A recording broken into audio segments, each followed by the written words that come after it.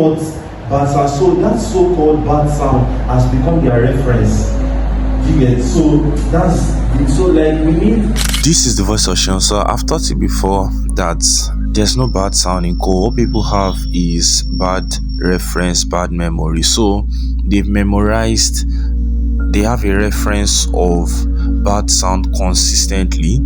And this podcast was an impromptu session, and I was just explaining how churches, they have a bad reference. All they want is give me bass in my mic, and it's because of, in fact, some people also say that when there's no feedback, there's no good sound. So their reference has been tuned to having feedback. So this is just it. I'll talk about this very much soon.